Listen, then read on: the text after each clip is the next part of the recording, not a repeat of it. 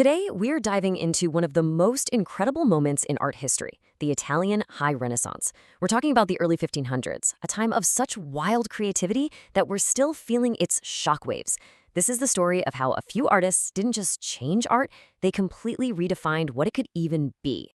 But before we get into the who and the how, let's just stop and think for a second.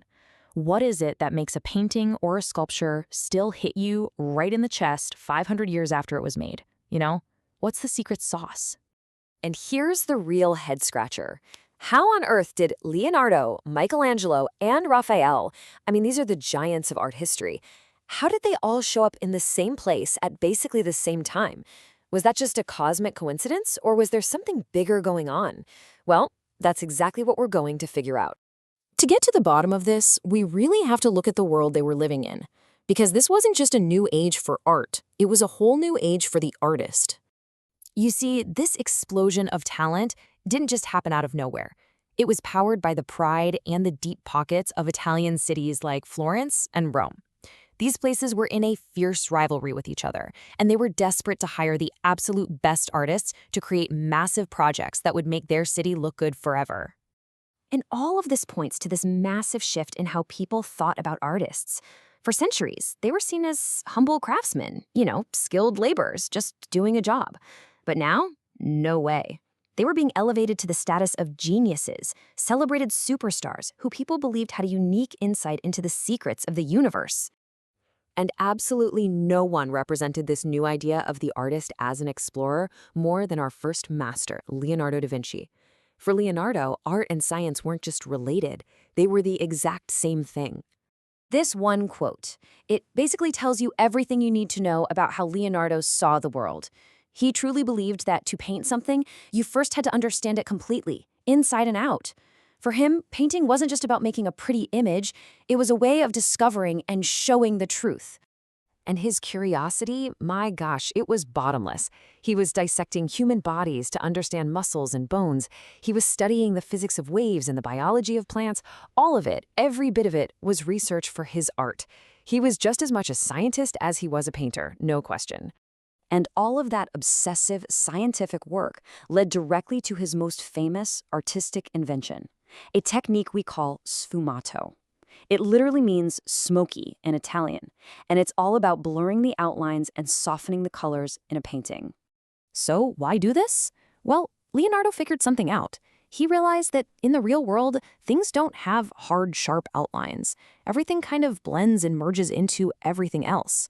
By blurring those edges, he leaves a little bit to our imagination. And that was the key to making a painted person look truly alive, not like a stiff, flat cutout. And of course, the most famous example of this is the Mona Lisa. Just look at the corners of her mouth or her eyes. They just seem to melt into the shadows. You can't quite tell where one ends and the other begins. Is she smiling? Is she not? That mystery, that feeling that she's a living, breathing person, that's the magic of sfumato.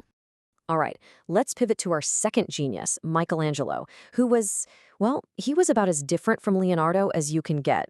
Michelangelo was a force of nature, a tempest of a man with a single, all-consuming obsession. So while Leonardo's mind was racing off to study rocks and rivers and the flight of birds, Michelangelo zeroed in with this incredible intensity on one subject, and one subject only, the human body. For him, the body was everything. It was the ultimate way to show every possible emotion, from the most divine joy to the deepest human pain. And there was no bigger stage for this obsession than the gigantic ceiling of the Sistine Chapel. Think about this. For 4 straight years, he lay on his back on scaffolding, using all his deep knowledge of anatomy to paint over 300 figures, telling the story of creation with this just overwhelming power. The art historian E.H. Gombrich once called this one section a miracle in art, and you can totally see why. The entire massive idea of God giving life to humanity is captured in one simple electric gesture, that moment right before the fingers touch. It's just pure uncut genius.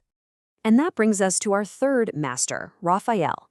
So if Leonardo was the scientist and Michelangelo was the sculptor of the human soul, you could say Raphael was the great synthesizer, the absolute master of perfect, beautiful harmony. Raphael's special gift was that he could learn from the older masters, from Leonardo and Michelangelo, and then use their discoveries to create something that felt completely serene and effortless.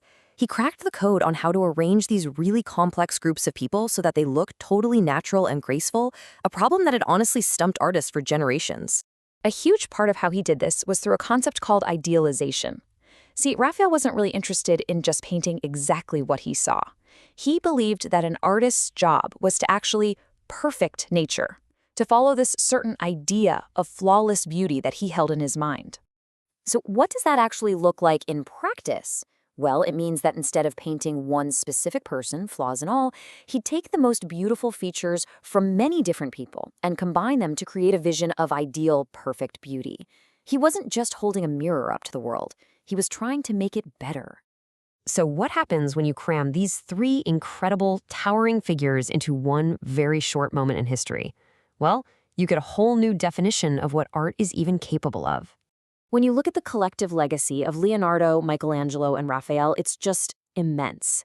It's like they took on every single artistic challenge you could think of: how to make figures look real, how to arrange them in a scene, how to show emotion, and they just solved them. They set a brand new gold standard for artistic perfection. So let's just quickly recap the whole shebang. You've got Leonardo the scientist, who used sfumato to make art feel alive. You've got Michelangelo, the master of the human form, who used anatomy to show divine power. And you've got Raphael, the master of harmony, who used idealization to create a vision of perfect beauty. And that leaves us with one last really interesting question to chew on. This whole period was about using science and reason, things like anatomy and optics, to achieve a kind of ideal, perfect beauty. But does that actually make art better? Or does trying to make art perfect risk losing some of the messy, imperfect humanity that makes it so relatable? It's definitely something to think about. Thanks for joining me.